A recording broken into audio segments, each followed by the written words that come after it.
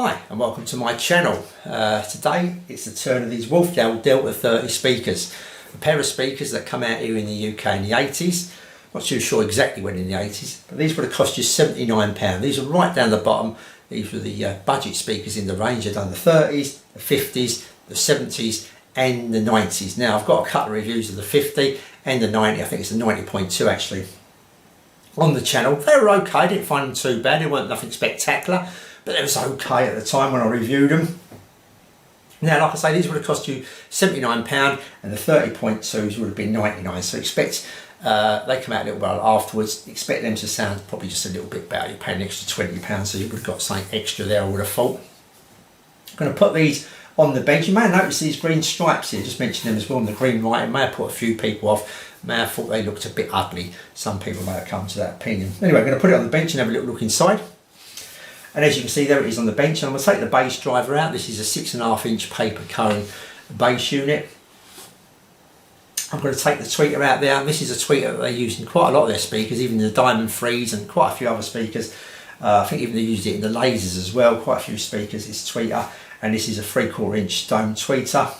And there's the wadding there, as you can see. Quite a bit of wadding in there.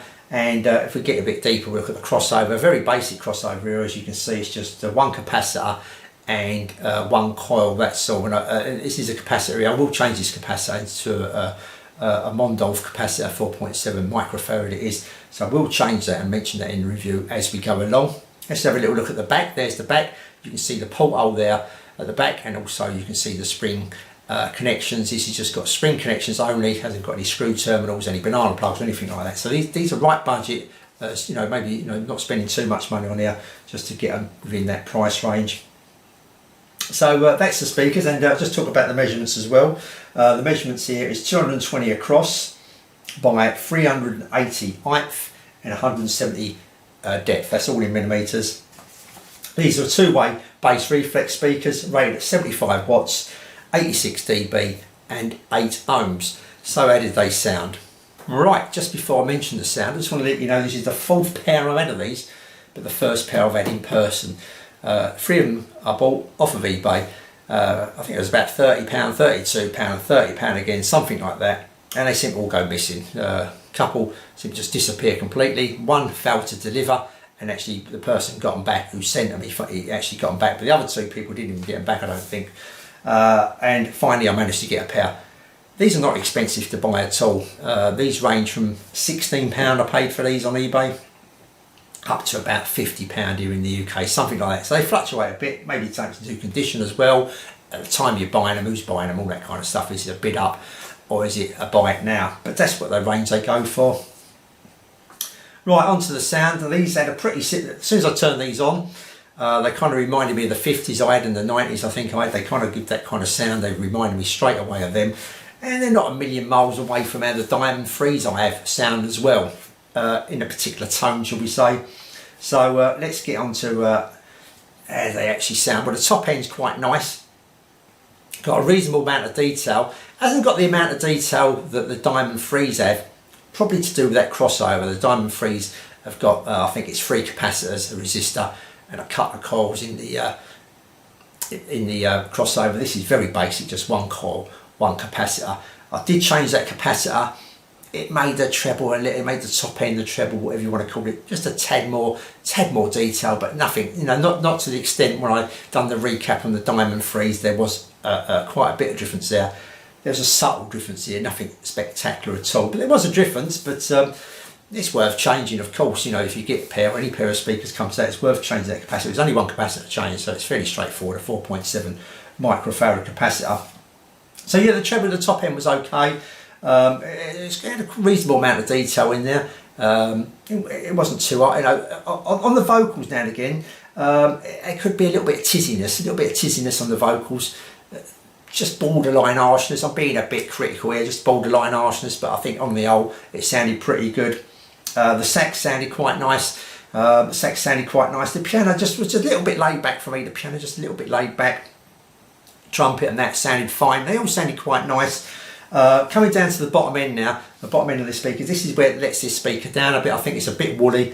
Could do with tightening up. It's a bit muffled. The bottom end could do some bit more detail, could do a reasonable amount more detail, and it's got quite an, it goes down quite low considering. I mean, this is a bigger cabinet than the Diamond Freeze. It gives more bass than the Diamond Freeze. It's a bigger cabinet anyway, so you would expect that, and a bigger driver.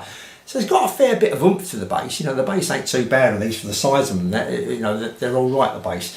But like I say, it can be a little bit muffled. So yeah, a little bit woodified, and it kind of resonated through the cabinet and kind of spoilt the rest of it as well. Spoilt the party a little bit, like maybe a teenager acting up a bit and spoiling the party a bit. That's what the bottom end was doing here. On the owl, let's just go to the soundstage very quickly. The soundstage just slightly beyond the speakers. Soundstage wasn't too bad at all. It was, you know, it was quite nice. It's kind of a bit of a 2D kind of sound. Didn't have much dimension to it really. Third dimension to it, three dimensional to it. It's a bit 2D. Didn't have any airiness to it or anything like that. Not like the Diamonds did.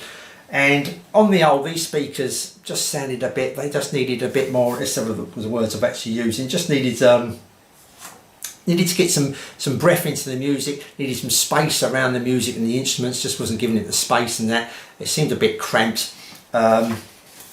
So yeah, a tad disappointing maybe. They're okay, They reminded me a bit of that kind of leap where you're coming from your old music centre and you're kind of joining the HiFi kind of thing. There was kind of in between, obviously going towards the HiFi part of it, but it kind of gives that kind of impression you're coming from. It did remind me a little bit of them old music centres years ago. They're okay, they're not too bad, but for the extra £10 or maybe £20 you're going to spend, the Diamond Freeze are a much better bet than these are. But they're okay, they're not too bad. And I think where them Diamond Freeze is such a small, compact little speaker, and people see something like this, a bigger speaker, they think these are going to sound better. They're going to be louder. They're going to give more bass, all that kind of stuff. They're going to be a better speaker because they're bigger. Where them little compacts, and they are quite compact, them Diamond Freeze, do sound a lot more better than these. They've just got that. They're clean, a cleaner sounding speaker, a more defining sound of speaker. This, do not say this is a little bit muffled. This just needed defining more, needed more space, needed more room to breathe. It's a little bit cramped kind of thing. Yeah, so they're okay, you know. I mean, if you're going to pay £20, maybe £30 for them, it ain't the end of the world kind of thing. You know, you can have a bit of fun with them, etc. But for the extra 10, maybe £20 tops, I'll definitely go and get the Diamond Free. You can have much more enjoyment out of them. But they're more of a refined speaker. They're a bit more analytical kind of speaker than these. These are still fun. I mean, this is a kind of speaker that I'm probably going to keep. I'm going to put aside, and every now and again, I just want to change. You know what I mean? I want to change. I'm not going to sit here and think, well, that's wrong, this is wrong, that's wrong. I'm just going to sit back and just kind of like get that kind of 70s, 80s kind of sound and not worry too much about it. And these speakers are going to give that. But you know, if you're looking for some really good detail, some space, like I say, some airiness, and you know, a speaker that just on the old sounds a lot better, it is the Diamond Free. But they're not too bad, So if you're thinking about getting them, I wouldn't put you off at all, that's for certain. But don't expect too much. And like I say, maybe the 30.2 are just a tad better, and maybe they're the ones to go for. I don't know, but for these particular ones, they're okay. Okay, that's it. I'll say thanks for watching, and I'll see you all soon.